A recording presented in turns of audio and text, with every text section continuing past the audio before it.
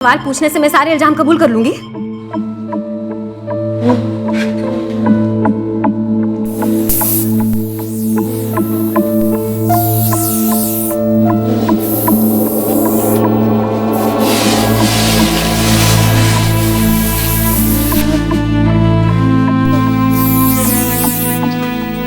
Aunty, आपने मेरी mummy को देखा है?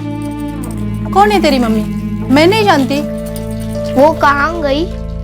बेटा, मैं जब जानती ही नहीं तेरी मम्मी कौन है, फिर कैसे पता चलेगा कि वो कहाँ गई?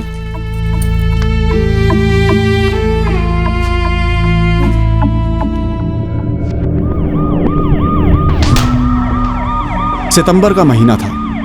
पुणे शहर में हुए एक जुर्म ने सारे शहर में दहशत फैला दी।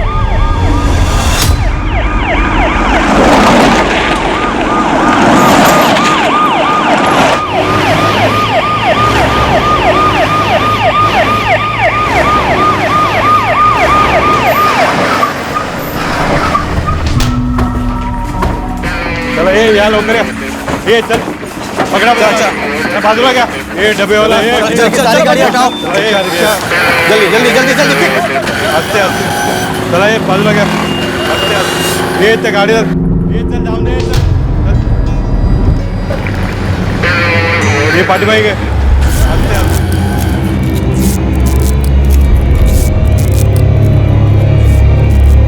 और कुछ चूड़ियों के टुकड़े मिले उसके स्किन में घुसे हुए। मैं काम करता हूँ, मैं सारी डिटेल्स आपको कल सुबह तक देता हूँ।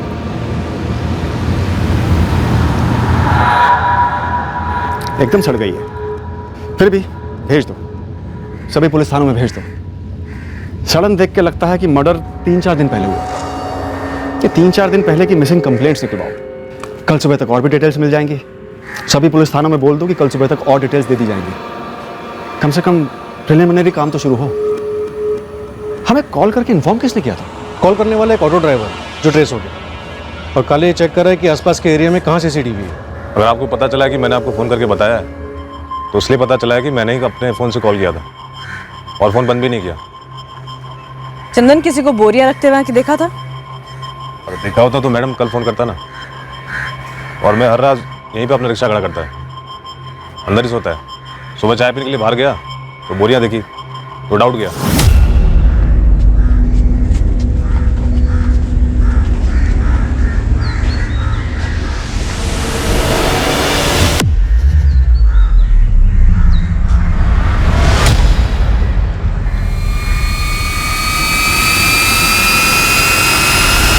बोरे के बाहर तो खून लगा नहीं था, तो फिर कैसे डाउ?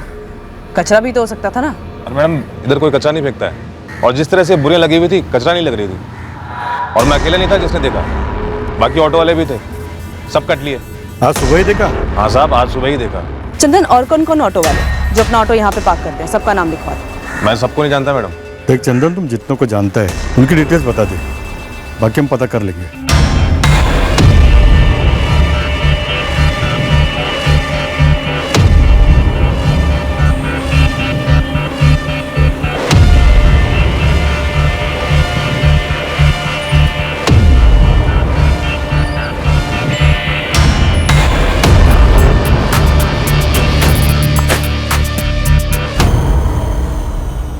RM सीमेंट के एंगल को अगर कंसिडर करते हैं तो सारे डिस्ट्रीब्यूटर, रिटेलर और सेल्स वाले सबको टटोलना होगा। बोरियों पर कोई बैच नंबर नहीं है गीता, ना ही अंदर सीमेंट के ट्रेसेस हैं।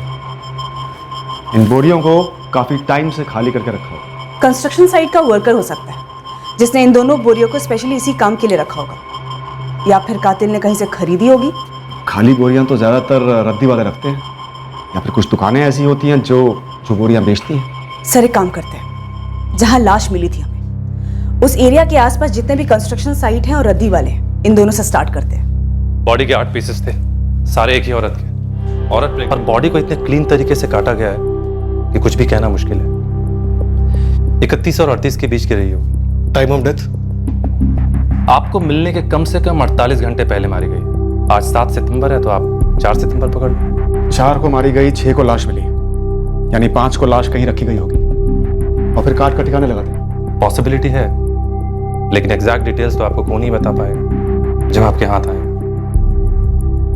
आप पैर के बिछिया के बारे में बात कर रहे थे, और चूड़ियां? हाँ, वो निकाली है।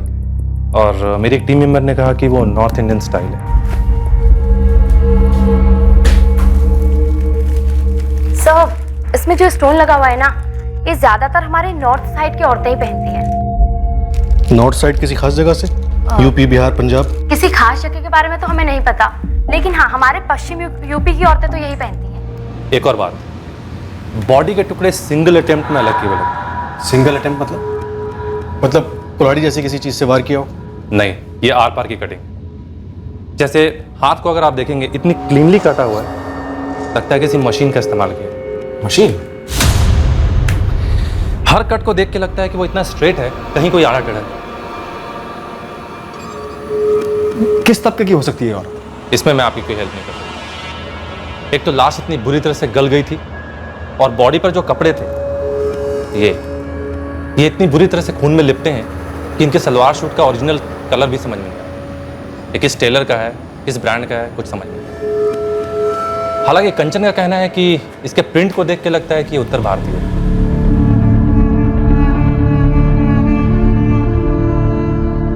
एक बात और, लाश शायद बाहर रखी हुई थी, इसलिए बहुत ज्यादा सड़ गई। जनरली ऐसे केसेस में लाश को रेफ्रिजरेटर में रखा जाता है, लेकिन इस केस में ऐसा नहीं हुआ।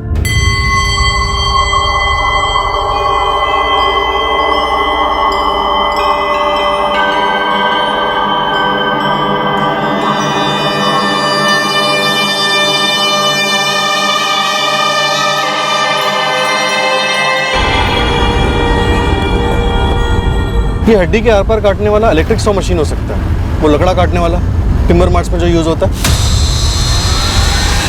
या फिर मार्बल या पत्थर काटने वाली मशीन एक झटके में आर पार कर सकती है। मार डाला और लाश काट कर ठिकाने लगा दी।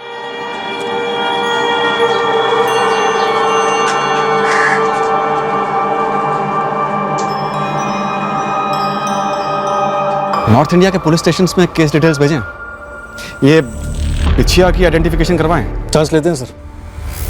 वैसे भी हमारे हाथ में फिलहाल कुछ है नहीं, लेकिन सबसे पहले साइबर सेल की मदद लेनी होगी। पहले एक चेहरा तो बने।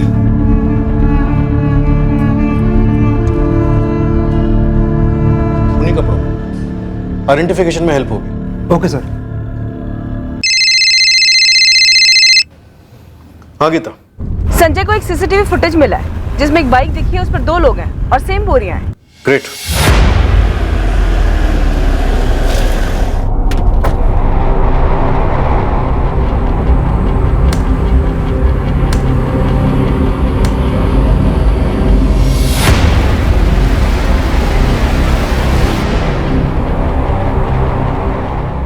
जहां बोरियां मिली उससे थोड़ी दूर की दुकान पर थी ये सीसीटीवी।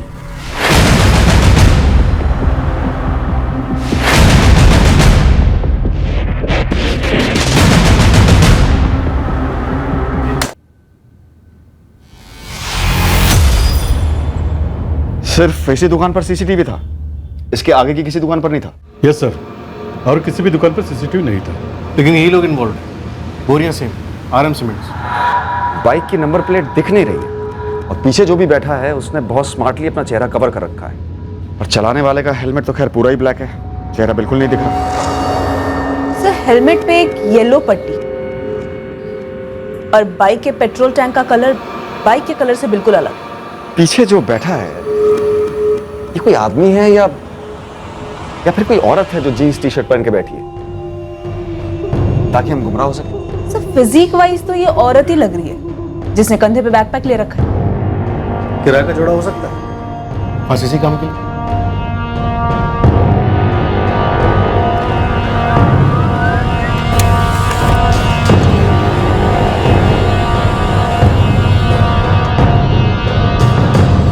एनलार्ज करने पर भी कुछ खास नजर नहीं आ रहा। फिर भी हिला देते हैं, शायद कोई पहचान जाए। बाइक, हेलमेट, कुछ भी। बाइक पुरानी दिखती है, लेकिन पेट्रोल टैंक अलग रंग का है। नवीन, लोअर मिडिल क्लास एरियाज पर ज्यादा फोकस करो। बाइक मैकेनिक्स और ऑटो स्पेयर पार्ट्स वालों को भी टटोलो। हो सकता है किसी ने हाल ही में पेट्रोल टैंक बदलवाया हो। हमने पूरे शहर में इन 2 बाइक सवार लोगों को खोजा। हमारे सामने जो भी ऑप्शंस थे हम उस पर काम करते रहे। संगीन जुर्म था और इसकी तह तक जाना जरूरी था। हमारा नेटवर्क भी काम पर लगा था, ये पता करने कि शायद किसी ने इन दोनों को पहचान लिया हो। मीडिया के थ्रू हमने इस केस को काफी पब्लिसिटी दी। हमें लगा था इससे शायद कोई औरत को पहचान ले। औरत 8 महीने पेट से थी, 1 महीने में डिलीवरी होती। इस एडवांस स्टेज में किसी ना किसी गायनेकोलॉजिस्ट के पास तो गई होगी, कोई मैटरनिटी होम जहां डिलीवरी होने वाली थी। एब्सोल्युटली सर, किसी ना किसी हॉस्पिटल में अपॉइंटमेंट तो जरूर लिया होगा डिलीवरी के लिए।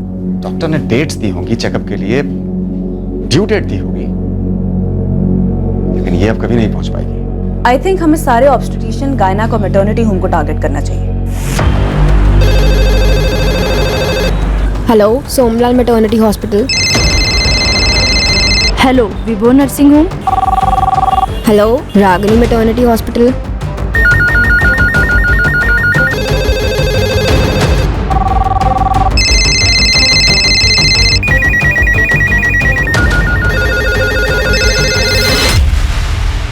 ऐसा कुछ यूज हुआ होगा बॉडी काटने के लिए। इसी लाइन का होगा सर। ये कारीगर लोग लेते हैं ना अपना मशीन किराए पर कुछ लोग का अपना भी होता है सर। तो फिर किराए पर देने वाले और कारीगर दोनों को टटोरो। सर ऐसे काम ज़्यादातर रात को होते हैं और मशीन आवाज़ करती है काफ़ी, आसपास के लोगों ने सुना भी हो। मोहल्लों में भी पूछो, किसी ने किसी घर से कोई आवाज़ सुनी हो या फिर किसी ने हाथ बटाया हो? फैल जाओ, सबसे पूछो। 8 महीने की गर्भवती महिला की निर्मम हत्या से पूरे शहर में हड़कंप मच गया है। अब तक इस औरत की पहचान नहीं हो पाई है। पुलिस इस केस की इन्वेस्टिगेशन में जोरों से जुटी हुई है, लेकिन ना ही ये औरत कौन है और ना ही सीसीटीवी में दिख रहे संदिग्ध कौन है पता लग पाया है। आज एक प्रेस कॉन्फ्रेंस में पुलिस ने कई महत्वपूर्ण जानकारी देते हुए आम जनता से भी अपील की है मदद के लिए।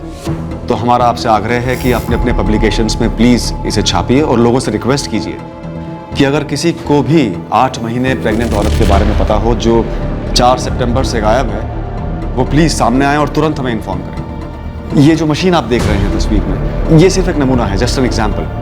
हमारा अनुमान है कि ऐसी ही किसी मशीन का इस्तेमाल किया गया है इस जुर्म को करने के लिए। हमारा ये भी अनुमान है कि मुजरिम कोई ऐसा शख्स हो सकता है जो पेशे से इस तरह के औजार का इस्तेमाल करता हो। तो हमारी रिक्वेस्ट है कि किसी को किसी पर कोई भी शक है वो प्लीज आगे आए और हमें इन्फॉर्म करें। टिप देने वाले की आइडेंटिटी को गुप्त रखा जाएगा और सही टिप देने वाले को इनाम भी दिया जाएगा।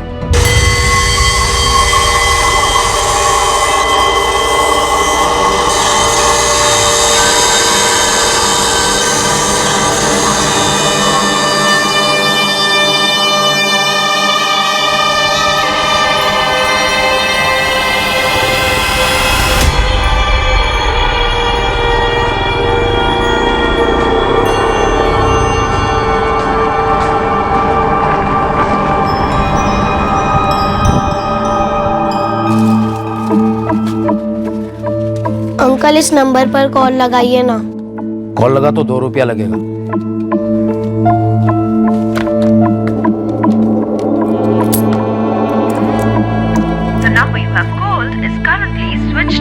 फोन स्विच ऑफ है। वापस लगाइए ना। बेटा फोन बंद रखा गया है, तुम एक काम करो, बाद में आ जाना। जब सामने वाला फोन चालू करेगा तो तुम्हारी बात हो जाएगी। नहीं।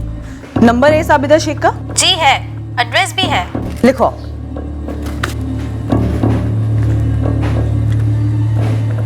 Thank you.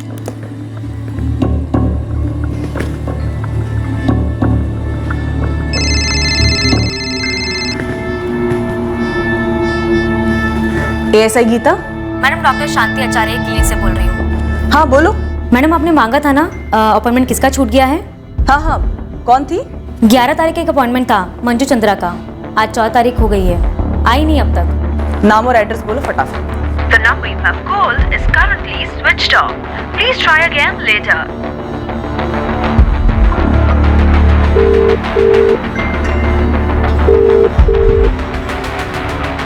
जयकर, गाड़ी निकालो। अर्चना चल।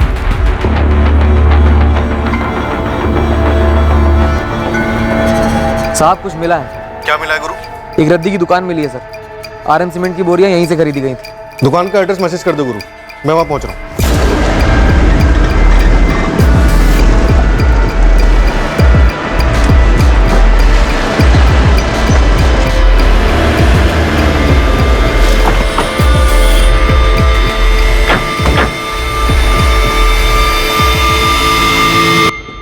अरे भाई, house number 63। House number 63 ma'am, यहाँ से 2 गली बाद मिलेगा आपको। अविदा शेख का घर है वो? ये नहीं बता सकता। ठीक है।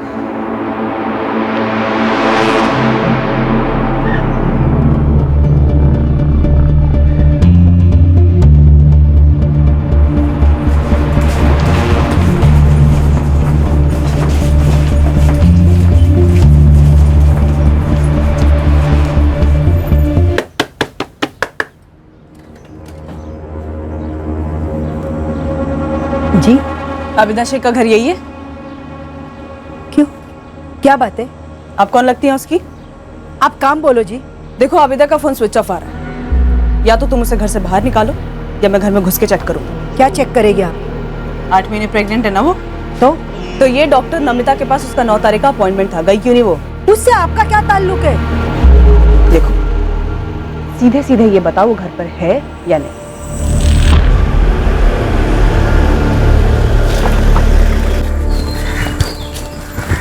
सरफराज नाम है इसका। ये बोरियां किसने खरीदी थी सरफराज? मालिक, ये गुरु भाई ने जब पूछा तो ईमानदारी से मैंने बता दिया था। 5 तारीख को दोपहर के टाइम एक आदमी आया था। कौन था, क्या था, इसके बारे में मेरे को कुछ नहीं मालूम था। तो कैसे याद रह गया तुझे? उसने 2 बोरियां मांगी थी। उस टाइम मेरे पास एक ही बोरी थी और दूसरी एक बोरी में मेरा ही कुछ छुटपुट सामान पड़ा हुआ था, लेकिन वो जिद करने लगा 2 बोरी चाहिए। भाई सुनो, गोनी मिलेगी? गोनी चाहिए?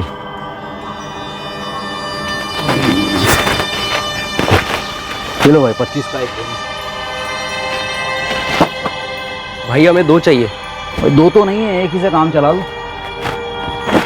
तो वो वाली खाली करके दो हमें। कौन सी? वो वाली। अरे ये बेचने के लिए नहीं है भाई, इसमें सामान बड़ा है हमारा। ये नहीं मिलेगी भाई, ये रखना है तो एक रखो, वरना माफ़ करना। हम दोनों का मिलाकर 200 देने के लिए तैयार है। 200?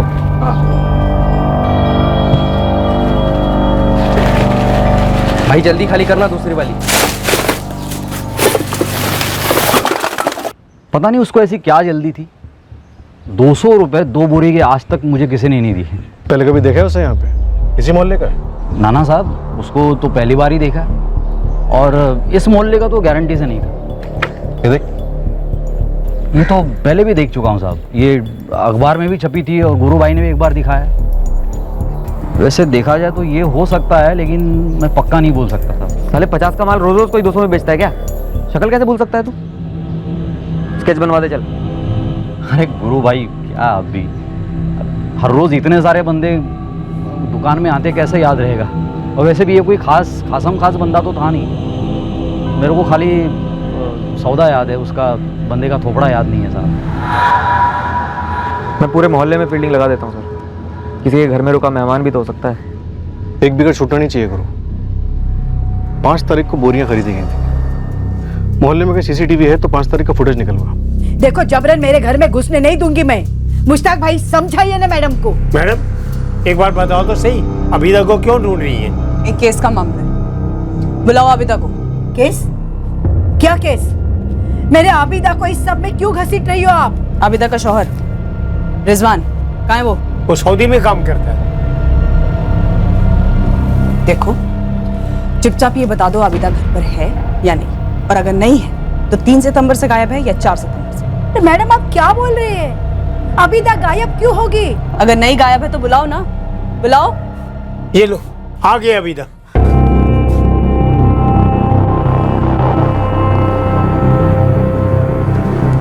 लो, कर लो तसल्ली। अम्मी,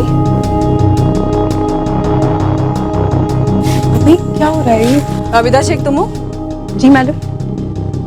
9 सितंबर को डॉक्टर नमिता रेड्डी के साथ तुम्हारा अपॉइंटमेंट था, गई क्यों नहीं तुम? वो मैंने डॉक्टर बदल लिया। डॉक्टर बदल लिया? हाँ, मतलब बदल नहीं सकते क्या? नहीं नहीं, ठीक है। अम्मी क्या हो रहा है ये? क्यों है ये पुलिस घर पे? अम्मी गाड़ी निकालो, रामनगर की तरफ ले लो। नेक्स्ट ये मंजू का पता करो।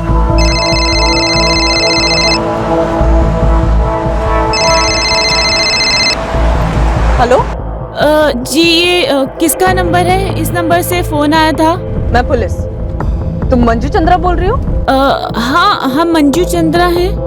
क्यों किया मैडम आपने फोन? तुम्हारा डॉक्टर शांति आचार्य के साथ अपॉइंटमेंट था, गई क्यों नहीं तुम मिलने? हाँ वो हम गए नहीं क्योंकि हमारी ननन दूसरे डॉक्टर को दिखाने के लिए बोली। ठीक है, गाड़ी थाने ले। सर गुरु अपने लड़कों के साथ खोजबीन कर रहा है, लेकिन अभी तक कुछ भी हाथ नहीं लगा। मिसिंग कंप्लेंट भी कोई मैच नहीं हुई? नहीं सर, 3 मिसिंग कंप्लेंट दर्ज हुई थी 3 सितंबर को, लेकिन उनमें से कोई प्रेग्नेंट नहीं थी। वो तो हो सकता है जानबूझकर न लिखवाया हो। सर तीनों केस की बैकग्राउंड चेकिंग की, सच में कोई प्रेग्नेंट नहीं थी और ना ही कोई गड़बड़ मालूम हुई। यूपी साइड से कोई खबर? कुछ भी ठोस नहीं सर। वहाँ की पुलिस को जो कुछ भी डिटेल्स मिल रही हैं वो हमें फॉरवर्ड कर रहे हैं। एक बार सारे एंगल्स फिर से देखते हैं, हो सकता है कुछ हाथ लग जाए जो पहले छूट गया हो। फिर से स्टडी करते हैं। लावारिस डेड बॉडी और उससे जुड़े सुरागों को हम बारीकी से दोबारा छांटने लगे थे जब अचानक से एक ऐसी लीड मिली जो हमारी तहकीकात के दायरे के बाहर से आई। हमें पहला ऐसा सुराग मिला जो हमें हमारे संदिग्ध तक ले जाने वाला था।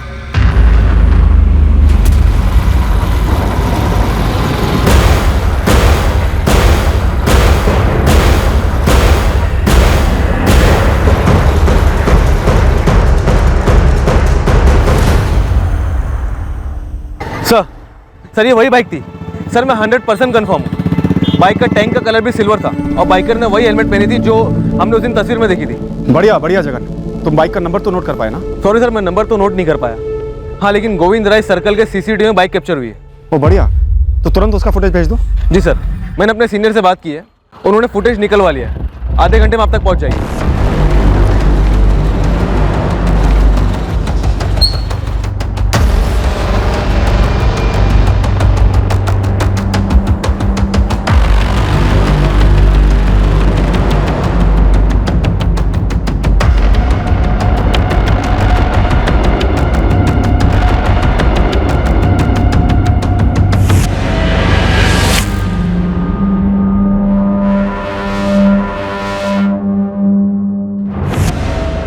इस कैमरे में बाइक के आगे वाला नंबर प्लेट साफ नजर नहीं आ रहा। सेकंड कैमरा देखिए।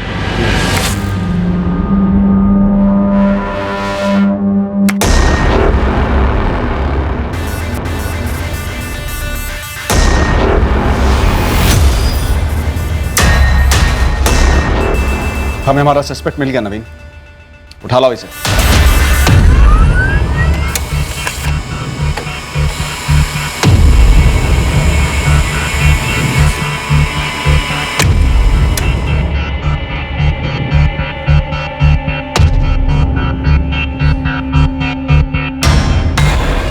बाइक किसी नारायण जोशी के नाम पे रजिस्टर्ड है और हमें आरटीओ से इसके ड्राइविंग लाइसेंस की कॉपी भी मिल गई। नारायण जोशी, उठा लो।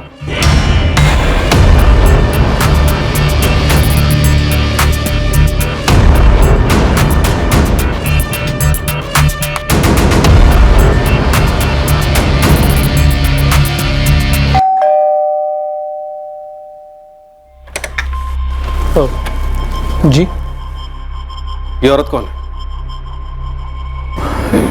सर ये तो अखबार में थी, वो कटी हुई लाश। लेकिन मैं इसे नहीं पहचानता सर। ये बाइक पहचानते हो? हाँ ये तो तुम्हारे नाम पर रजिस्टर्ड है, मना नहीं कर सकते। मेरे नाम पर? अजीब बात है, अभी तक इसका रजिस्ट्रेशन चेंज नहीं हुआ।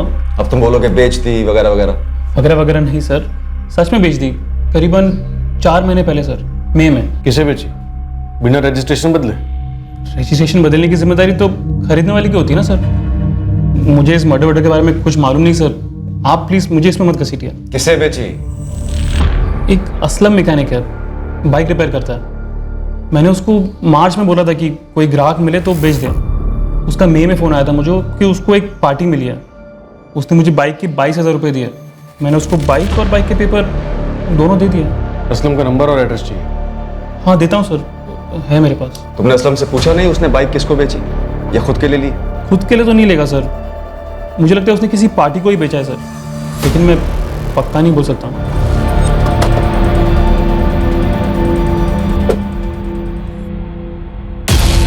असलम हाशमी कौन है? सलाम साहब, मैं ही हूँ। बताइए ना, कुछ बाइक वाइक दिखाऊँ आपको? फिलहाल तो ये बाइक दिखा, नारायण जोशी की बाइक। ये तो नारायण जी की बाइक है साहब, मैंने ही बेची थी करीब मई के महीने में। पिछले 8 दिनों से ये फोटो लगातार अखबार में छप रहा है, न तू सामने आ ना ही नारायण जोशी। अरे नहीं साहब, आपने नारायण जी का नाम लिया ना, इसलिए फटक से याद आ गया। और साहब अखबार पढ़ता नहीं हूँ मैं पढ़ता हूँ सर, तस्वीर देखी भी थी, लेकिन मेरा ध्यान ही नहीं गया कि ये मेरी पुरानी वाली बाइक है जो असलम ने बेच डाली थी। बाइक किसको बेची थी? साहब उस बंदे का नाम तो याद नहीं आ रहा है। जिस बंदे को तूने बाइक बेची उसका नाम याद नहीं आ रहा तुझे? सच में याद नहीं आ रहा है साहब। और साहब नारायण जी की बाइक ऊपर से टिप टॉप और अंदर से बिल्कुल खटारी थी। वो मुझे कब से कहते रहते थे कि बिकवा दे। तब तक वो बंदा आया और उसको उस बजट में वो बाइक फिट हो गई, तो मैंने उसको बेच दी। साहब ज़्यादा फायदा नहीं हुआ, बहुत छोटा सौदा था।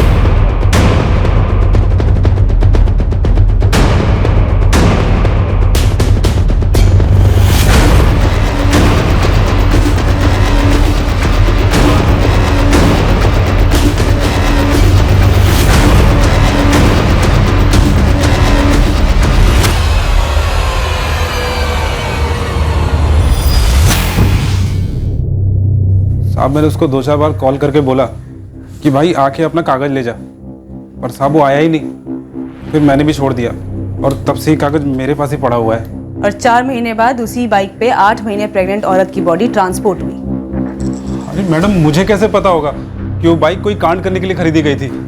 असलम हाशमी, बोल दे कौन थी वो मारी गई औरत, और ये औरत कौन है जो तेरे साथ बाइक पे बैठी है पीछे? किसने सुपारी दी तुम लोगों को?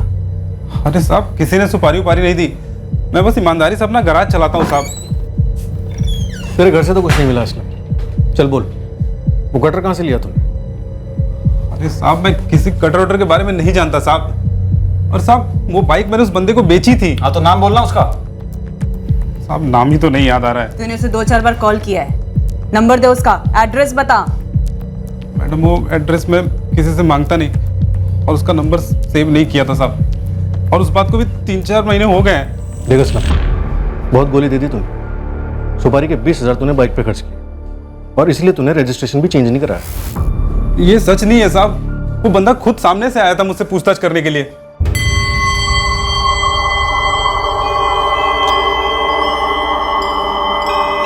हाँ भाई सुन, तेरी नज़र में कोई सेकेंड हैंड अच्छी सी बाइक है, खरीदनी है? अभी फिलहाल तो नहीं है। एक काम करो, अपना नंबर दे दो, कुछ होता है तो बोलता हूँ। एक काम कर, तू अपना नंबर दे दे, मैं मिस कॉल मारता हूँ। हाँ ले लो। तू उसे नहीं जानता, वो तुझे नहीं जानता, फिर तेरा ही गैराज मिला तो उसे बाइक लेने के लिए?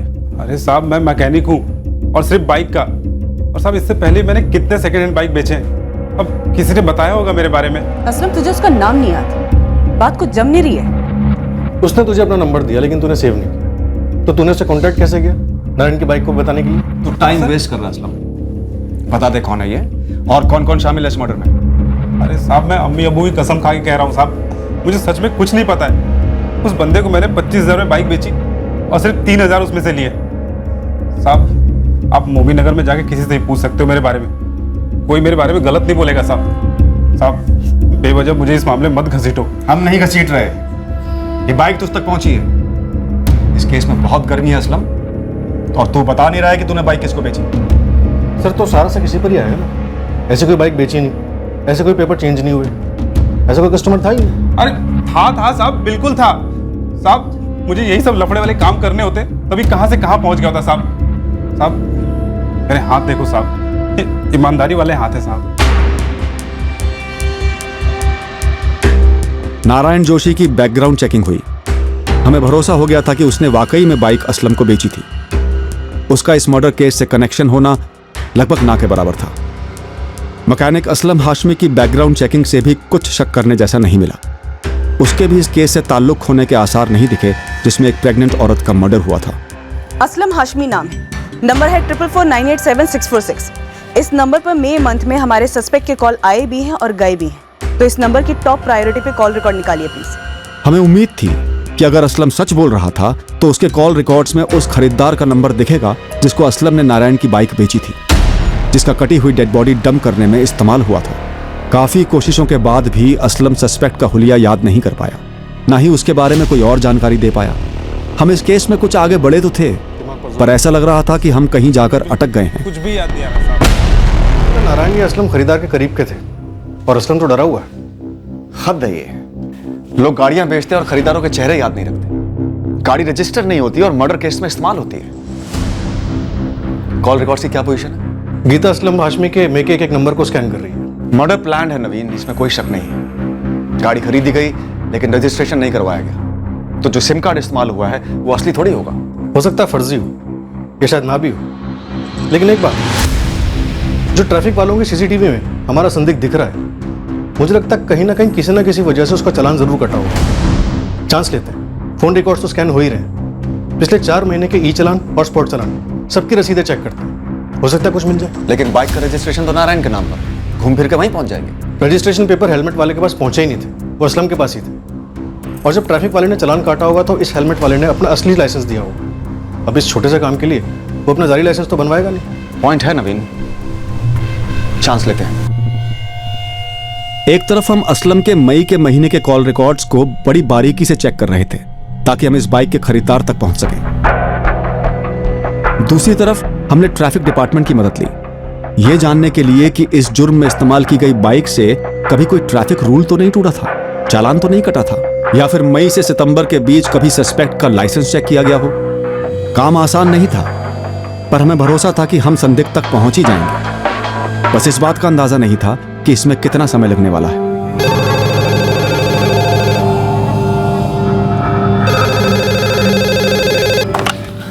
सब इंस्पेक्टर नवीन शास्त्री। सर, बिना हेलमेट बाइक चलाने के चार्ज पर चालान काटा था इसमें, जिसे आप ढूंढ रहे हैं। सर, चालान की कॉपी मिल गई है।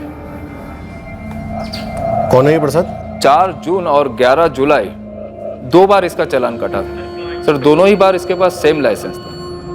सर, बाइक का नंबर है MHX1HR54Y3। लाइसेंस नंबर, नाम, पता? लाइसेंस नंबर तो आरटीओ को भेज दिया है सर, लेकिन सर मुझे नहीं लगता ये लाइसेंस नंबर अपने पुणे आरटीओ का है। बिना रजिस्ट्रेशन के बाइक के खरीदार की लाइसेंस की कॉपी हमारे हाथ लग गई। यह हमारे सस्पेक्ट की ही थी और अब हमारी तहकीकात का एक अलग नया पन्ना खुल गया था। ड्राइविंग लाइसेंस जोधपुर के पास रहने वाले किसी ललित यादव के नाम पर रजिस्टर्ड है।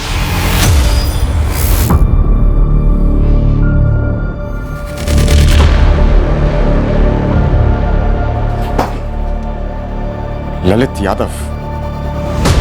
अब हमारे पास एक नाम है नवीन, और सस्पेक्ट का चेहरा भी, और जोधपुर के पास का एक एड्रेस भी। जोधपुर वैसे यूपी साइड तो नहीं है जहां से विक्टिम हो सकती है, लेकिन जोधपुर राजस्थान यहां से तो नॉर्थ में ही है। नवीन, जोधपुर जाओ और उठा लाओ इसे। अगले दिन हमारी टीम जोधपुर के लिए निकली। जोधपुर में हम हमारे संदिग्ध ललित यादव को पकड़कर उसी से मारी गई औरत की पहचान कराना चाहते थे। तुमको क्या लगा हमको कुछ पता नहीं चलेगा? क्यों?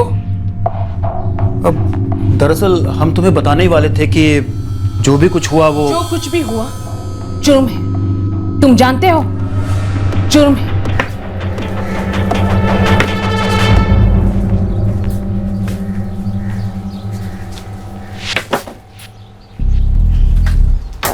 राम राम काका। हाँ, राम राम।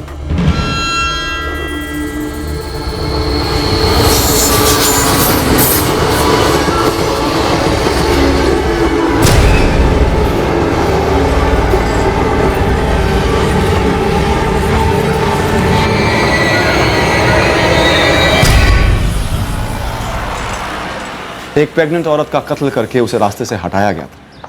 एक साजिश रची गई थी जिसका भेद हमें खोलना था, लेकिन ये एक टफ केस था। हम एक कदम आगे बढ़ते तो 2 कदम पीछे भी जाते। हम अचरज में पड़ गए थे। क्या इस केस में वाकई इतनी बड़ी साजिश रची गई थी, या फिर केस उलझकर अपने आप में एक साथ?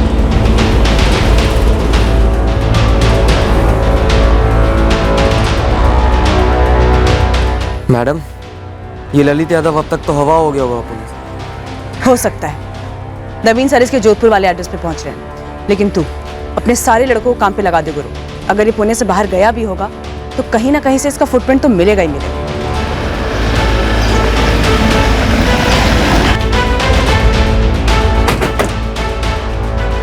सर ये वाला घर।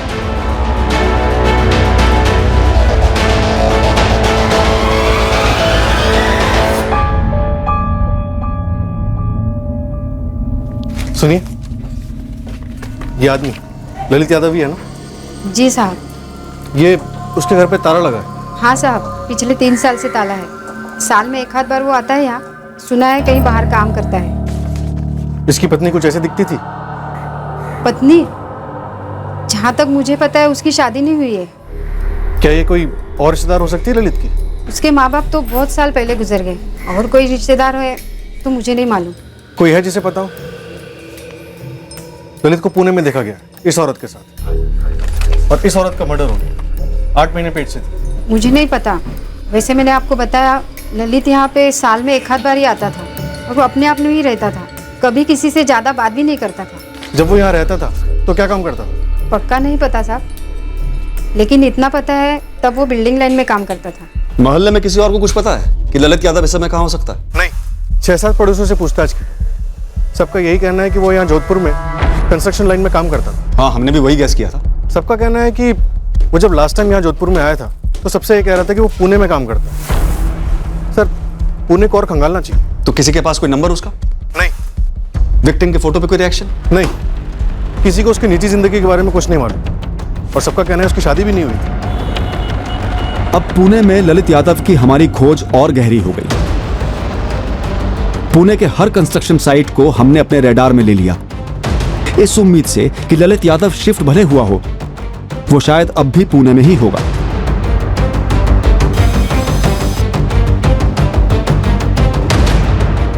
हमारी कोशिशें नाकाम नहीं रहीं। हमें ललित यादव मिल गया। बिल्कुल पुणे में ही है सर। ये बीबी कंस्ट्रक्शन साइट है ना कोटरूड में, उसका सुपरवाइजर है।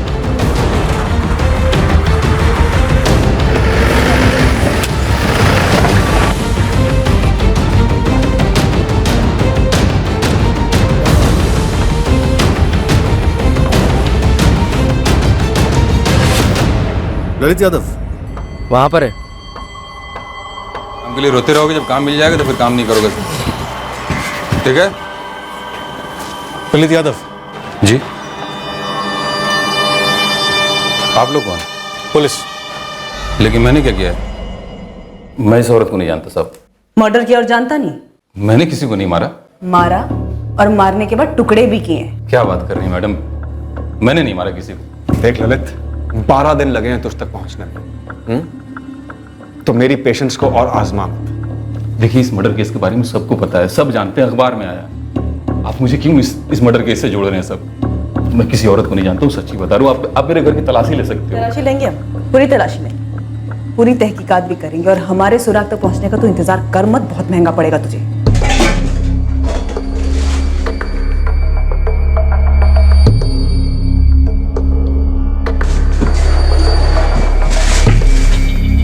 ललित लगभग 2 साल से हमारे पास काम कर रहा है, लेकिन मैंने कभी उसके साथ किसी औरत को नहीं देखा, ना ही कभी उसके बारे में सुना। हाँ, अगर उसका किसी से कुछ प्राइवेट हो तो वो बात अलग है सर। हमें लगता है लाश काटने के लिए पत्थर काटने वाली इलेक्ट्रिक मशीन का इस्तेमाल किया गया है। सर, अगर आप ये कह रहे हैं कि ललित स्टोन काटने वाली मशीन लेकर घर गया हो तो ये लगभग नामुमकिन है। क्यों? मशीन यहाँ से ले जाने में कोई दिक्कत है क्या? नहीं सर, दिक्कत तो नहीं है, कोई भी आराम से ले जा सकता है, लेकिन वो आदमी ललित हो सकता है, मैं ये नहीं मान सकता। सर, मैं सच कह रहा हूँ, मैंने वो बाइक मैकेनिक से खरीदी मई में। मैं बिल्कुल मना नहीं कर रहा हूँ इसके लिए। हाँ भाई, तैयार है? हाँ भाई जी। यही है आपकी बाइक। बस छुटपुट ऊपर का काम है, वैसे गाड़ी एकदम फिटफाट है। फिर भी कुछ हुआ तो मैं हूं ना। ए मनोज, चाबी देना। पर वो बाइक घाटे का सौदा निकला, बहुत खर्चा निकल रहा था। फिर मैंने साइड पे बात फैला दी कि मैं बाइक बेचना चाहता हूँ। किसको बेची? मोहन को। साइड पे ही सिक्योरिटी वाला है, उसका पूरा नाम शायद मोहन त्रिवेदी है। देख मोहन, झूठ नहीं बोलूंगा तेरे को, इसमें काफी काम कराना पड़ेगा। मैकेनिक ने मुझे झूठ बोला था, मैं तुझे नहीं बोल रहा हूँ। अब इसके बाद भी तुझे लगता है तो तू देख ले। हम अच्छे मैकेनिक से बनवा लेंगे ललित भाई। वैसे भी बस का किराया कुछ कम नहीं है आजकल, ऊपर से ट्रैफिक, लेट होना वो अलग। देखिए ललित भाई, कोई ढंग का दाम बोलिए जिससे कि बात बने। मैंने 15 में बेची मोहन को, और ये तस्वीर में जो लग रहा है ये मोहन ही है, मैं तो नहीं हूँ। सच्ची बता रहा हूँ साहब, जून से मोहन ही बाइक चला रहा है। Mohan Trivedi, security guard. एक मिनट। मोहन त्रिवेदी। जी सर। मोहन त्रिवेदी। नहीं सर, मेरा नाम राजू है सर। सर मुझे लगता है कि मोहन ने नौकरी छोड़ दी। लगता है मतलब? माने कि कई दिनों से ड्यूटी पर नहीं आया और उसका फोन भी स्विच ऑफ है। ललित यादव का कहना है कि उसने अपनी bike security guard Mohan Trivedi को बेच दी थी। इस बारे में मुझे नहीं पता है सर, हो सकता है उन दोनों में कोई डील हुई हो।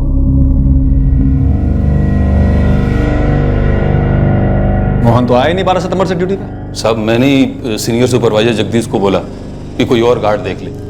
साहब मोहन फोन नहीं उठा रहा था। साहब यकीन करो मेरा, ये बाइक तो मोहन ही है, मैं नहीं हूं। और ये जो औरत पीछे बैठी है बाइक पे, ये कौन है? और वो प्रेग्नेंट औरत जिसको टुकड़े करके फेंक दिया गया, वो कौन थी? मुझे नहीं पता साहब, और मुझे ये भी नहीं पता कि मोहन ने ऐसा क्यों किया। सीधा आदमी है। हाँ तो इसका पता तूने किया ना गार्ड, और सारा जिम्मा मोहन पे डाल रहा है। कैसी बात कर रहे हैं साहब, मैं क्यों करूंगा? मैंने नहीं किया साहब, अकेले रहता हूँ। आप चाहो तो मेरे घर जाके तलाशी ले लो, पूछ लो, पता कर लो, अकेले कमाने खाने वाला हूँ साहब, मैं क्यों करूंगा ऐसा? सर सिक्योरिटी एजेंसी से मोहन त्रिवेदी का एड्रेस मिला है, वहीं जा रहा हूँ। 12 सितंबर से गायब है, मुझे नहीं लगता वहां मिलेगा, फिर भी देख लो। सर मोहन त्रिवेदी के कॉल रिकॉर्ड्स मंगवाए हैं टॉप प्रायोरिटी पे, लेकिन सब इस बीच हम इस ललित को कहीं नहीं जाने देते, पता चले हवा हो गया। सर अभी हम इस केस में बाइक खरीदने और बेचने वाले के बीच में फंसे हुए हैं, केस के असली मुद्दे तक तो पहुंच ही नहीं पा रहे हैं। बड़ी अजीब बात है गीता, शहर से एक भी आदमी सामने नहीं आया विक्टिम को पहचानने के लिए। इस औरत का दूसरा कोई था ही नहीं क्या? क्या वो पुणे के बाहर की थी?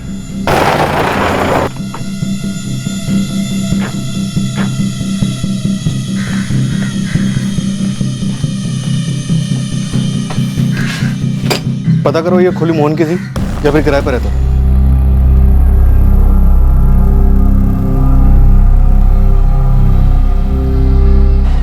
8 महीने पहले? जी सर, फरवरी 2017 में ही मोहन त्रिवेदी ने खोली खाली कर दी थी। अभी कहाँ है? वो तो मुझे नहीं मालूम, लेकिन एग्रीमेंट में उसके गांव का एड्रेस है वैसे। ताहिरगंज, कानपुर, उत्तर प्रदेश।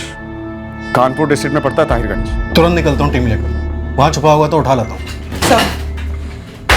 सर मोहन त्रिवेदी के मौजूदा पुणे वाले एड्रेस के बारे में किसी को कुछ भी नहीं मालूम। ललित यादव, सीनियर सुपरवाइजर जगदीश फुले और सिक्योरिटी एजेंसी सबसे बात की। कॉल रिकॉर्ड्स आते आते 2 दिन का टाइम लग जाए, तब तक ताहिरगंज स्कैन करते हैं। वो नहीं मिला तो उसकी फैमिली मिलेगी, कोई तो ऐसा मिलेगा जो उसे जानता हो, कुछ तो हाथ लगेगा। ठीक है नवीन, तुम निकलो, मैं हेडक्वार्टर्स में बोलकर यूपी पुलिस को इन्फॉर्म करवा देता हूँ। गीता, फोन कंपनी पर प्रेशर डालो, मोहन त्रिवेदी के कॉल रिकॉर्ड्स जल्द से जल्द मिलने चाहिए। ये खोज अब हमें उत्तर प्रदेश ले गई, इस उम्मीद में कि ताहिरगंज में हमें मोहन त्रिवेदी मिल जाए या उसके बारे में कोई जानकारी मिले जो हमें उस तक ले जाए और इस केस को क्लोज करें।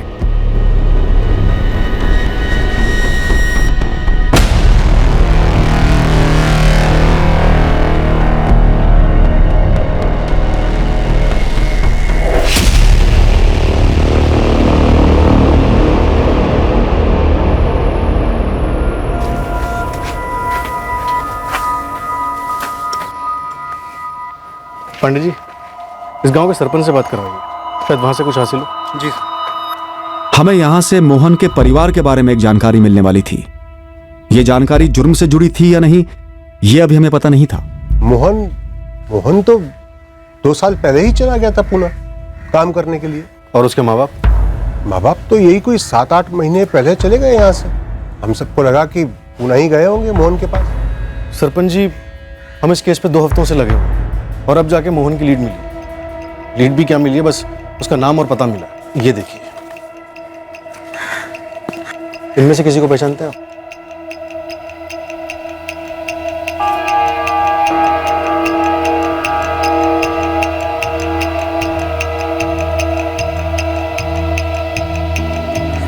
इसमें से कोई क्या पहचान पाएगा साहब? देखिए सरपंच जी, हम काफी दूर से आए, एक बार गौर से देखिए प्लीज, हो सकता है आप कुछ बता सकें। मुश्किल है, लेकिन हम आपको एक बात बताते हैं इस मोहन के माँ बाप के बारे में। एड्रेस है उनका, नंबर है? ना, दोनों नहीं है, लेकिन एक बात है, देखिए शायद आपके काम की हो। बोलिए। एक आदमी था, कमल पाठक नाम था उसका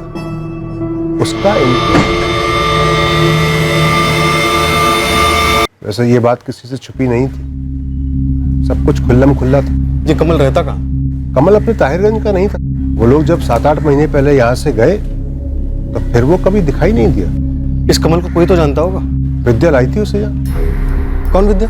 मऊ जिले में धेमू नाम का एक गांव है जहां इस विद्या का अपने पति के साथ लड़ाई झगड़ा हुआ था। तो अपने पति और बच्चों को छोड़कर वो इस कमल पाठक के साथ अपने ताहिरगंज में ही बस गई। एक मिनट, ये विद्या तो इसी गांव की थी ना?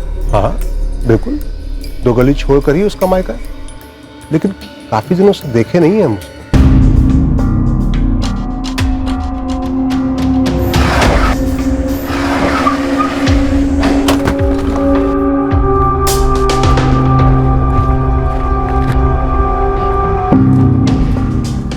महाराष्ट्र पुलिस से विद्या वर्मा यहीं रहती है? जी साहब, हम विद्या के पिता हैं। क्या बात है साहब? विद्या कहाँ है?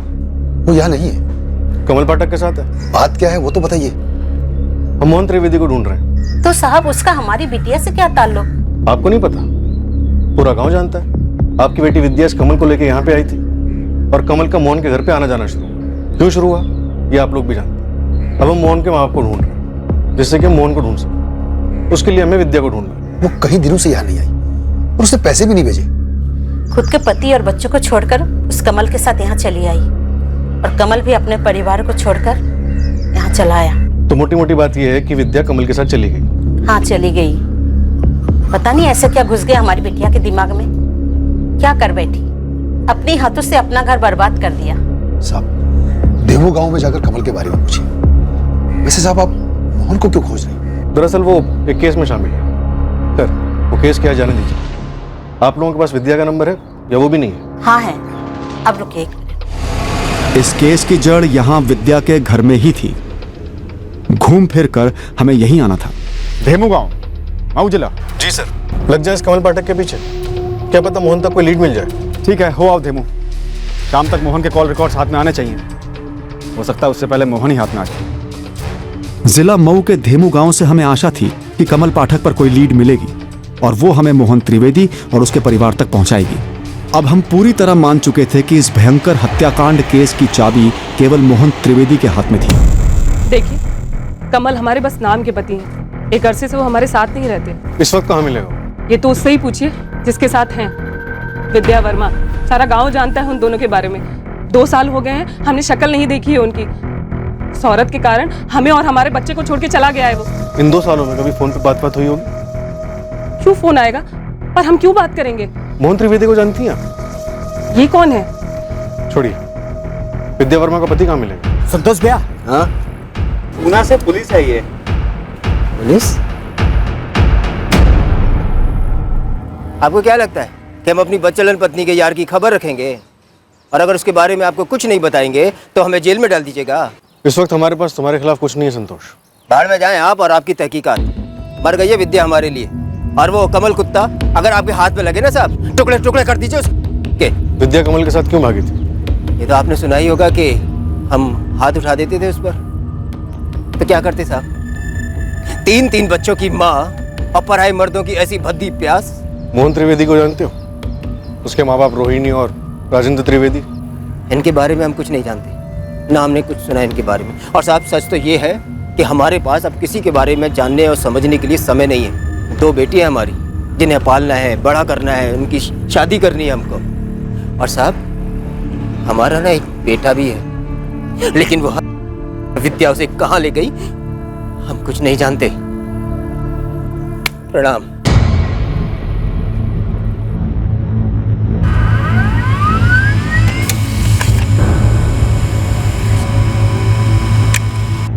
अगले दिन हमें मोहन त्रिवेदी के फोन रिकॉर्ड्स मिले जिससे हाल ही में किए गए कॉल्स की जानकारी मिली।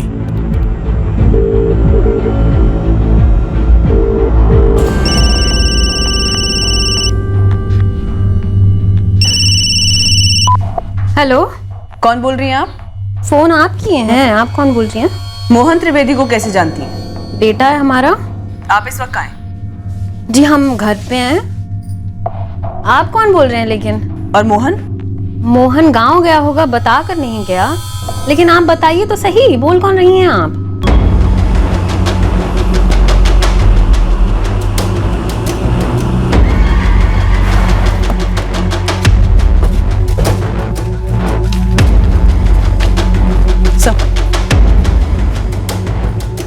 रोहिणी त्रिवेदी का घर यही है? जी आप रोहिणी, रोहिणी। हाँ जी। बात क्या है जी? आपका बेटा मोहन कहाँ है? जी हम आपको फोन पे बताए थे ना, हमको नहीं पता है। आप लोग क्या जानना क्या चाहते हैं? आप कौन है? हम मोहन के पिता हैं। आप राजेंद्र हैं? हाँ हम ही हैं। ये बाइक पे मोहन के साथ औरत कौन है? हमको नहीं पता।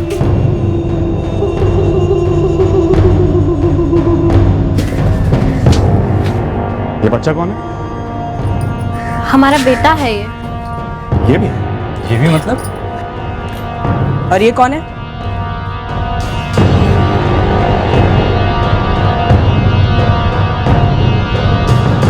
हमको नहीं पता। मोहन की बाइक का है, अपने साथ में लेके गया वो? हमको नहीं पता है वो, हम तो गांव में रहते थे, 8 महीने पहले ही आए हैं मोहन के साथ रहने के लिए। और कमल पाठक भी गांव में था। और विद्या वर्मा भी? विद्या वर्मा कहाँ है? विद्या वर्मा हमारी मम्मी का नाम है, वो हमें बिना बताए चली गई। विद्या वर्मा आपकी मम्मी है? हाँ। राजेंद्र जी, रोहिणी क्या कह रहा बच्चा? मतलब हमारे बच्चे जैसा ही है। हाँ, विद्या वर्मा का बच्चा आपके बच्चे जैसा है, तो विद्या वर्मा कहाँ है? वो यहीं पे थी, कमल के साथ कहीं चली गई। तो कमल कब गया ये तो पता ही होगा, साथ में यहीं रह रहा था ना? हाँ दोनों यहीं रह रहे थे, विद्या भी यहीं रह रही थी, लेकिन फिर दोनों चले गए बिना बताए। अब बच्चा तो रोज पूछता है माँ कहाँ है, माँ कहाँ है। उसके गांव में भी किसी को नहीं पता है कि कहाँ है। अब हम बताएं तो क्या बताएं, इसीलिए आप लोगों को भी कह दिए कि हमारा ही बेटा है। राजेंद्र जी चलिए हमारे साथ। लेकिन कहाँ? थाने, वहाँ चल के आराम से बात करेंगे। आप जो जो जानना चाहते थे हमने तो सब बता दिया, अब किस लिए?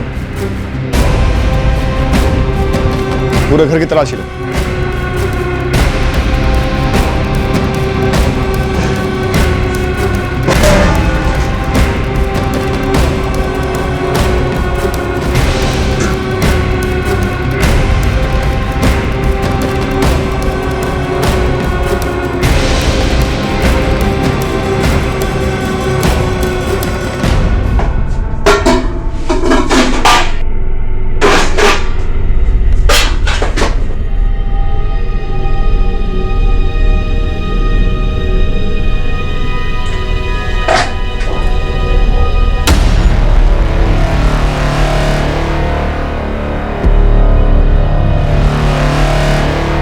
वो जानती थी भी या नहीं हमें नहीं मालूम कि उसके होने वाले बच्चे का बाप कौन था।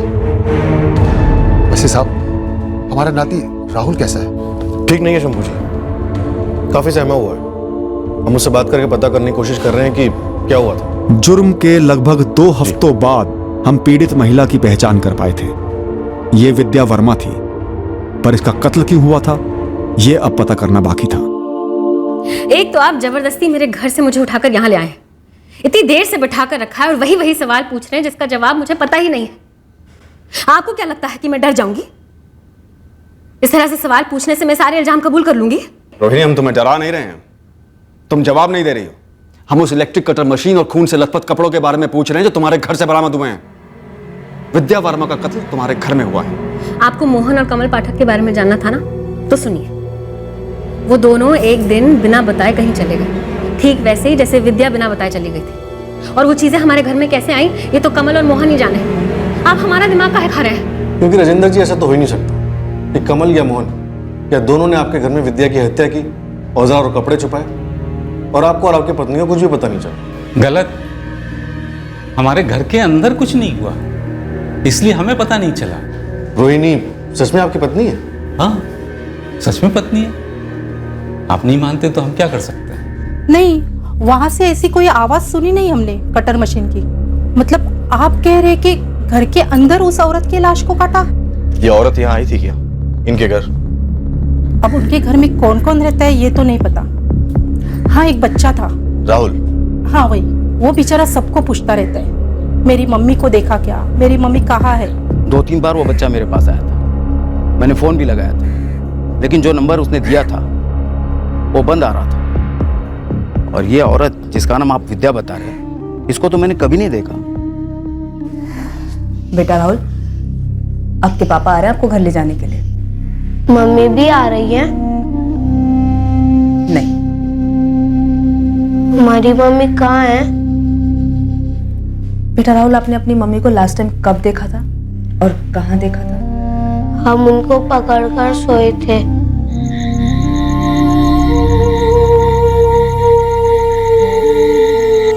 फिर जब सुबह उठे तो मम्मी वहाँ नहीं थी। पूरे घर में देखा लेकिन वहाँ भी नहीं थी।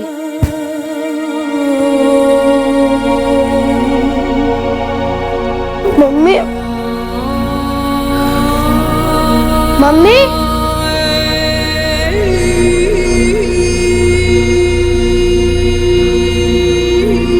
आंटी हमारी मम्मी कहाँ गई? पता नहीं, कल रात को कहीं चली गई। कहाँ गई? अंकल मेरी मम्मी कहाँ है? अब बेटा तुम्हारी मम्मी गांव गई है, 2-4 दिन में आ जाएगी। ठीक है, जाओ जाके खेलो। बेटा हमने काफी कॉल किया पर तुम्हारी मम्मी ने फोन बंद करके रखा है। पर वो हमको साथ लेकर क्यों नहीं गई मोहन भैया? ये तो तुम्हारी मम्मी से ही पूछना पड़ेगा। हम कुछ देर बाद फिर से ट्राई करते हैं। अगर हमारी उनसे बात होती है तो हम पूछेंगे जरूर कि राहुल को क्यों नहीं लेके गई।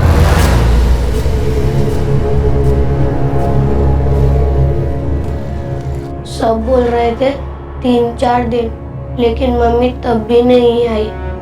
फोन भी करवाया मम्मी के नंबर पे, लेकिन मम्मी का फोन बंद आ रहा था। वो कमल को बोल कर गई या मोहन को, ये हमें नहीं पता। और जब कमल ने कहा कि विद्या गांव लौटी है, हम क्यों नहीं मानते? वो उसी के साथ आई थी, उसके करीब थी। कमल के करीब सिर्फ विद्या तो नहीं थी। गांव में खबर है कि आपकी पत्नी रोहिणी भी कमल के करीब थी। रही होगी, उसने तो हमें कभी कुछ बताया नहीं ना, गांव वालों से हमने कभी कुछ सुना। और जो कटिंग मशीन और खून के कपड़े आपके घर से मिले उसका क्या? कमल ने रखे होंगे। अच्छा, लेकिन जिस रद्दी की दुकान से वो बोरियां खरीदी गई जिसमें लाश के टुकड़े पैक करे गए, उस दुकान वाले का कहना है कि वो बोरियां मोहन ने खरीदी थी, आपके बेटे मोहन। हाँ, ये सली का ही बंदा था जिसने 200 रुपए में बोरियां खरीदी थी। हम दोनों का मिलाकर 200 देने के लिए तैयार है। 200? हाँ 200। अगर इतना ठोस सबूत है तो धर लीजिए ना मोहन को, हमको क्यों परेशान कर रहे हैं? मोहन हमसे थोड़ी पूछ के करता है कुछ, और कोई भी हमसे कहां पूछ के करता है। हो सकता है कमल ने करवाया उससे ये सब। हाँ तो था हमारा कमल पाठक के साथ कुछ, इससे क्या है आपको? कुछ किया है क्या कमल पाठक ने या मोहन ने जिसका हमको नहीं पता है? रोहिणी, ज्यादा होशियार बनने की कोशिश मत करो। विद्या वर्मा के कत्ल से जुड़े हुए सबूत मिले तुम्हारे घर से। ऐसा हो ही नहीं सकता कि जिस किसी ने भी कत्ल किया हो उसका तुम्हें और तुम्हारे पति राजेंद्र को पता ना हो। कैसे पता होगा? आप कमल और मोहन को ढूंढ रहे हैं ना, तो फिर उनको पकड़कर पूछताछ कर लीजिए। आप हमारा दिमाग काहे खा रहे हैं? तुम तुम्हारे पति राजेंद्र और कमल पाठक के साथ पुणे आती हो 8 महीने पहले तुम्हारे बेटे मोहन के साथ रहने के लिए। तुम्हारा रिश्ता चलता रहता है कमल पाठक के साथ तुम्हारे पति राजेंद्र और बेटे मोहन के सामने।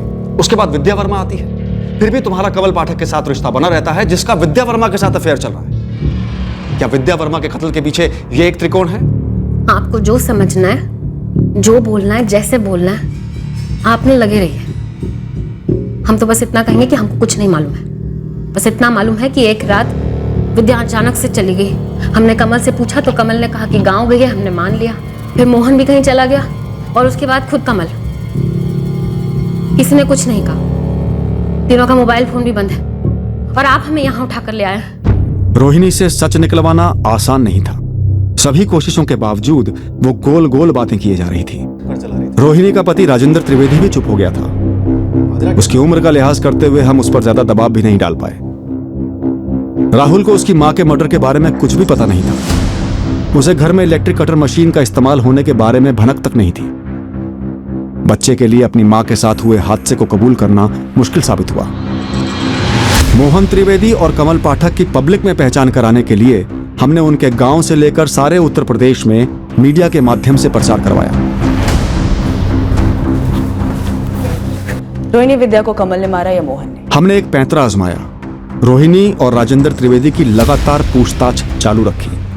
उनसे बार बार उनके बयान लिए, फिर वही सवाल बदल बदल कर अलग अलग अंदाज में पूछे। सब इस उम्मीद में कि दोनों थक कर हताश होकर सच बोल देंगे, और आखिर ऐसा ही हुआ। हाँ हाँ भाई हाँ, रोहिणी और विद्या का कमल के साथ चक्कर चल रहा था। सही कह रहे हैं आप, और हाँ हमारे सामने चल रहा था। तो पूरा सच ही बोल दीजिए ना। रोहिणी, जैसा कि आप जानते हैं कि दिखता भी है कि हमसे बहुत छोटी है। हम जब गांव में थे तभी हमको समझ में आ गया था कि उसका कमल के साथ चक्कर चल रहा है।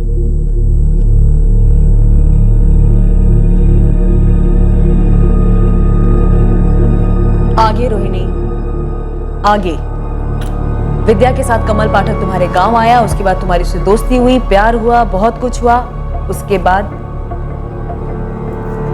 सब कुछ हुआ, सब कुछ हो गया। उसके बाद कमल को किसी के साथ बांट नहीं पाया, इसलिए मोहन को फोन करके कहा कि हम, उसके बाबा और कमल तीनों पुणे आएंगे उसके साथ रहने। अब घर छोटा पड़ेगा ना मोहन, तो बड़ा घर किराए पे ले लेना। अब 4 पैसे कमल भी कमाएगा तो घर के किराए में हिस्सा दे देगा, ठीक है? हाँ ठीक है माँ, हम बताते हैं, हम सोचते हैं कुछ। अरे सोचना वोचना क्या है इसमें? अब जितनी जल्दी हो सके तुरंत ही घर ले लो।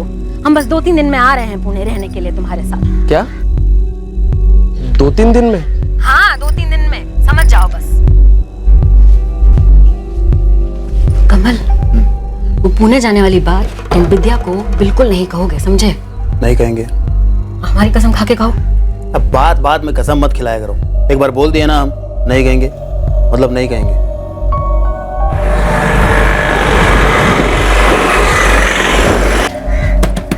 मोहन बेटा देखो हम आ गए। ये ले, जीता रहे।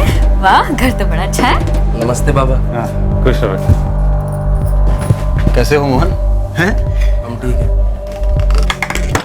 सब कुछ सही चल रहा था, फिर पता नहीं 6 महीने बाद कहां से अचानक विद्या अपने बेटे राहुल के साथ आ गई। पता नहीं उसको कैसे पता चल गया कि हम पुणे में मोहन के यहाँ हैं। तुमको क्या लगा हमको कुछ पता नहीं चलेगा? दरअसल हम तुम्हें बताने वाले थे कि हम यहाँ जो है, जो कुछ भी हुआ जुर्म है, तुम जानते हो जुर्म है। किसी भी औरत का इस्तेमाल करना, उसके पेट में बच्चा छोड़कर गायब हो जाना बहुत बड़ा जुर्म है कमल। ये बच्चा मेरा है? ये तुम पूछ रहे हो? किसके लिए हम अपने पति और बच्चे को छोड़कर तुम्हारे साथ भाग आए थे कमल, और तुम वहां हमें छोड़कर इस रोहिणी के साथ भाग आए हो? हाँ, गांव में तूने कमल के साथ चक्कर चलाया, ये बात हमें मालूम थी। हमने सोचा ठीक है, हम उसे बांटने के लिए भी तैयार हो गए, लेकिन तू तो इतनी लालची निकली कि कमल को लेके तू पुनः भाग आई। ना तो हम यहाँ कमल के साथ भाग कर आए हैं और ना हमने कमल को भगाया है। वो खुद अपने आप अपनी मर्जी से हमारे साथ यहाँ तक आया है तुमको छोड़ के, समझी? वैसे ही ना जैसे वो अपनी बीवी को छोड़कर हमारे साथ आया था। और कमल क्या चीज है हम उसे अच्छे से जानते हैं, और तुम्हें भी हम स्कूल के टाइम से जानते हैं। रोहिणी, विद्या और कमल, इन तीनों के बीच क्या चल रहा था, क्या पक रहा था, हमें नहीं पता। हम तो बस उस घर में रह रहे थे। उम्र हो गई है, पत्नी का सहारा छोड़ना नहीं चाह रहे थे, इसलिए हमने आंखें बंद कर ली। हमें पता है रोहिणी हमसे इतने साल छोटी है, हम उसे पति का सुख नहीं दे पा रहे थे। विद्या का मर्डर घर के अंदर हुआ आपके सामने। विद्या के बेटे राहुल को कुछ कैसे पता नहीं चला? ये मशीन की आवाज बाहर तक क्यों नहीं पहुंची? क्या विद्या को बाहर ले जाकर मारा? विद्या को मारा जाने वाला है, क्यों मारा जाने वाला है, हमको किसी ने कुछ नहीं बताया। तो बस आप गूंगे बनकर सब कुछ देखते रहे? हाँ, सिर्फ गूंगा नहीं, अंधा और बहरा भी, जैसे कि हमेशा उस घर में रहता रहा। तो विद्या एक नंबर की बदचलन औरत थी। कह रही थी कि जो बच्चा उसके पेट में था वो कमल का था। अरे ऐसे कैसे हो सकता है बिना सबूत? हो सकता है ना कि जो बच्चा उसके पेट में था वो किसी और का हो, और भी तो आशिक हो सकते हैं उसके। बच्चा कमल का है ये कह के उससे पैसे ऐट रही थी। अरे हम तो क्या, कमल भी उससे इतना परेशान था। क्या बात है, कहां ले जा रही है तुम? सारे महीने भर की तनख्वाह जो है तुम उसके हाथ में थमा दोगे क्यों? तुम्हें भी देते हैं और उसको भी देते हैं। हाँ लेकिन ज्यादा उसको देते हो। पेट से है वो, खर्चे ज्यादा हैं उसके। और हमने नहीं बुलाया चला के उसे, खुद आई है वो यहाँ पे। हमने तो कहा था चले जाए यहाँ से, मगर नहीं। और वैसे भी ये घर तुम्हारा है, तुम्हारे बेटे मोहन का है। अरे निकाल के फेंक दो उसे। निकालना नहीं चाहते हम उसको। तो कहाँ चाहती हो फिर? फिर उसके अगले दिन कमल भी निकल गया। हम सच कह रहे हैं, कमल हमको नहीं बताकर गया कि वो कहाँ गया है। मोहन कहाँ है रोहिणी? बाइक लेकर गया? पता नहीं लेकर गया हो तो कहीं छुपाई होगी। और वो कहाँ छुपाई है? देखो रोहिणी, अगर इतने सारे सच हम तुमसे उगलवा पाए ना, तो बाकी सारे सच भी हम तुम्हारे हलक में उंगली डाल के निकाल सकते हैं। बोलो। देखिए, आप लोग अगर चाहते हैं तो हम आपको मोहन का पता बता सकते हैं, लेकिन कमल कहाँ है ये हम नहीं जानते, और उसका फोन भी बंद है। कहाँ है मोहन? मोहन एक लॉज से भागकर दूसरे लॉज में छुप रहा था। अलग अलग नंबर से अपनी मां रोहिणी के टच में था। हमने आखिर में उसे पकड़ लिया, उत्तर प्रदेश से। क्या हुआ था 4 की रात? हम सो रहे थे सर। मोहन की पूछताछ के दौरान उसने वही सारी बातें दोहराई जो उसकी मां रोहिणी ने हमें बताई थी। वो तुम्हारी नानी। चाइल्ड केयर कमेटी की सारी फॉर्मेलिटीज पूरी करने के बाद राहुल, विद्या का बेटा, विद्या के माता पिता को सौंप दिया गया। वो गहरे सदमे में थे ये जानकर कि उनकी बेटी के साथ क्या हुआ था। कमल पाठक के गांव धेमू में कांस्टेबल तैनात कर दिया है सर्विलेंस के लिए, पर कमल अभी